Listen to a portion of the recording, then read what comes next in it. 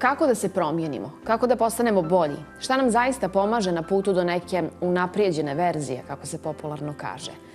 Kada tražimo savjet od drugih, pitamo NLP trenera Danku Ćetković. Danka, dobro jutro, dobrodošli. Dobro jutro. Budi svoj, budi najbolja verzija sebe, otkrij sebe. Da li su to sve nekakve zamke, nekakvi trikovi koje nam predlažu samo priručnici o samopomoći? Da. Pa mogu da budu, ako ih tako bukvalno shvatimo, da kažemo ajde da budem prava verzija sebe, da otkrijem sebe. Zato što negdje smo mi ono, kao što negdje mudre izreke kažu, mi smo ono što radimo. Tako da čitav život negdje ono što radimo, mi negdje time stvaramo sebe. Ili što izaberemo da radimo na sebi ili naprotiv kad ne radimo ništa, također negdje utičemo na stvaranje svoje neke verzije.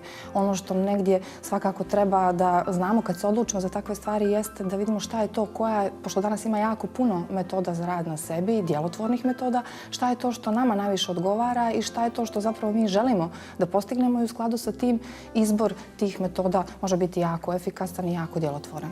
A da li zaista postoji ta verzija pravi ja ili moramo posvećeno, konstantno da radimo na unaprijeđenju?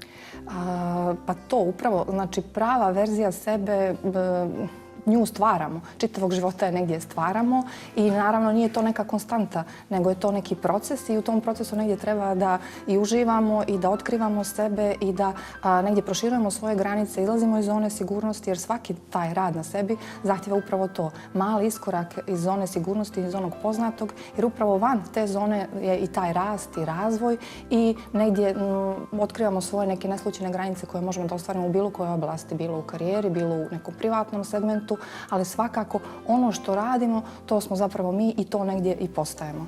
Pa da li se trudimo da budemo bolji zbog sebe ili nam je neko drugi rekao da bi trebalo nešto se promijeni? Upravo i tome je ključ. Ukoliko se trudimo da postanemo bolji zbog toga što nam je neko rekao ili zbog toga što neko ima očekivanja od nas, onda te promjene i ne uspijevaju.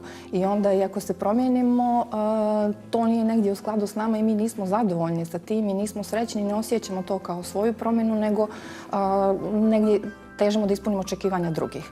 Dok, naprotiv, kad sami poželimo i sami, negdje shvatimo da nam je promjena potrebna i da želimo, izaberemo pravac u kojem želimo da djelujemo, onda ta promjena može da da efekta i onda to nije samo neka mantra ili samo nešto iz priručnika, nego stvarno ta promjena može da dovede do značajnih rezultata.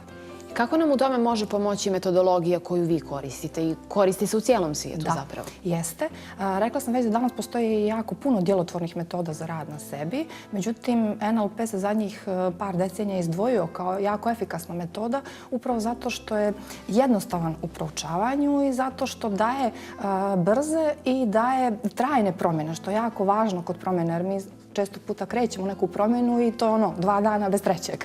Međutim, primjenjujući korisne NLP tehnike, u stanju smo da proizvedemo trajne promjene u željenom pravcu, naravno. I zašto baš takvu metodologiju da izaberemo? Šta je neki možda osnovni korak u svemu tome? Da, njegova jednostavnost i sveobuhvatnost. NLP je nastao iz psihoterapije, međutim, svoju sad primjenu ima mnogo šire, znači i u raznim segmentima, privatnog, poslovnog, tako da ta jednostavnost u proučavanju i rezultati koje daju je negdje onako ono osnovno što ga opredjeljuje, a s druge strane popularnost zahvaljuje tome što i mnogi uspješni ljudi ga primjenjuju i onda popularnost je i time stekao što je popularizovan i među političarima, među show biznisom, među biznismenima, tako da negdje zbog toga je popularan. A šta oni uče konkretno? Naravno, svako od nas negdje ko odluči da radi negdje na sebi definiše svoje ciljeve na čemu želi da radi i onda ono negdje što se posebno izdvaja upravo jeste to.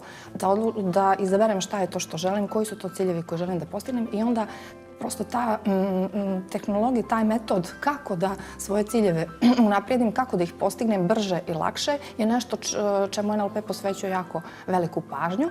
A s druge strane, svi mi negdje od istih nekih izazova patimo, da tako kažemo. Između ostalog je to i kako da bolje komuniciramo, kako da bolje uspostavimo odnose sa drugima, kako da izgradimo bolje međuljudske odnose, kako da ono što osjećamo, ono što mislimo na kvalitetni način iskomuniciramo, predstavimo, ispregovaramo i samim tim budemo uspješni. Također i to je jako veliki segment NLP-a. Samim tim smanjujemo i stres i nervozu, mi smo u boljem stanju i onda smo u stanju da postižemo mnogo veće rezultate da budemo uspješniji. negdje, onako ako bih ukratko rekla, NLP je zapravo negdje kao metodologija o uspjehu. Kako postići uspjeh u željenoj oblasti. A šta da kažemo sebi, recimo ujutru, da poželimo sebi uspješan dan? Da odlučimo, kako da odlučimo zapravo ujutru da će to biti jedan uspješan dan? Prva stvar jeste, to što ste već rekli, odluka. Da. Znači, odluka, s tim što na tom putu nekad nam nije dovoljna samo odluka, tako je, jer život je pun nekih nepredvidivih okolnosti na koje ne možemo da utičemo. Međutim, ono što možemo jeste to način kako ćemo sa njima da se nosimo, sa tim nepredviđenim okolnostima. Prva stvar je odluka, zatim ako nismo nekad uvijek u stanju da se držimo te odluke, onda postoje brojne metode, tehnike da naučimo kako da izađemo na kraj sa tim nekim nepredviđenim okolnostima koje se dešavaju. A svakako negdje, svaka situacija koja se dešava ima negdje za cilj da nas nečem nauči. I možda taj pogled da usvojimo da sve što se dešava negdje ima tu svrhu. Učimo iz toga i svakog iskustva postajemo i pametniji, i iskusniji i da nam to bude negdje možda isto neki vodič koji će da nas vodi. Da ne doživljavamo situacije kao neuspjeh i da se plašimo od toga, nego naprotiv idemo u susret mnogim i nepoznatim situacijama. Rekli smo da se NLP koristi u raznim oblastima, da je krenuo zapravo iz psihoterapije, ali da se koristi vrlo uspješno. A kako nam može pomoći u nekim emotivnim odnosima, porodičnim, u karijeri? Da, nastao je kao istraživanje, znači rađeno je istraživanje 70. godina među najuspješnijim psihoterapeutima po tome zbog čega su oni tako uspješni u odnosu na svoje kolege koji su dobri u poslu ili prosječni i istraživači su došli do toga da svi ti izuzetno uspješni terapeuti rade iste neke stvari. I zapravo je to bio taj ključ, to je taj model uspješnosti koji se kasnije prenio i na ostale oblasti, u sport. Jako puno sportista koristi NLP tehnike da sebe dovede u to dobro stanje mentalno, jer pored toga što oni moraju da treniraju, da razvijaju svoju tehniku, svoju fizičku spremnost, jako je važno i njihov mentalni stav, da vjeruju u sebe, da imaju samopouzdanje, da mogu nekad i sa mnogo jačim i težim protivnikom da izađu na kraju upravo zbog svog nekog stava.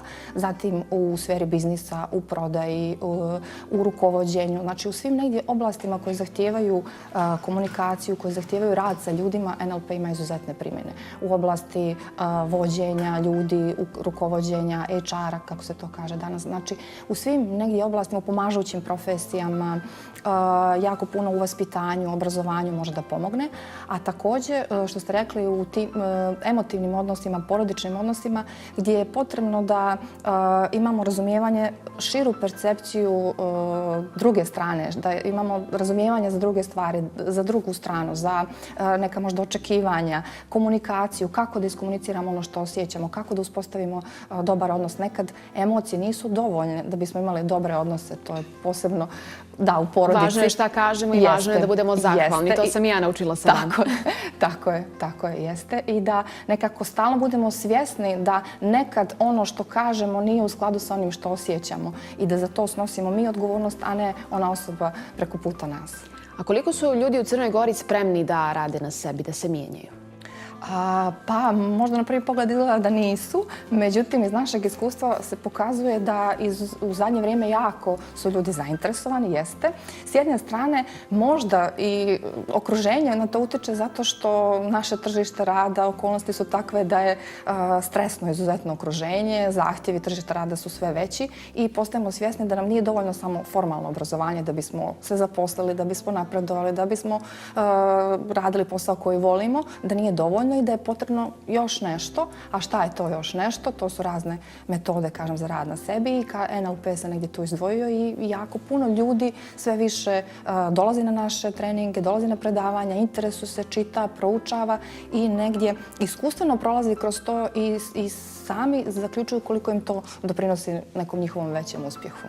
Danka, hvala vam mnogo na ovim savjetima i na gostovanju. Hvala vam.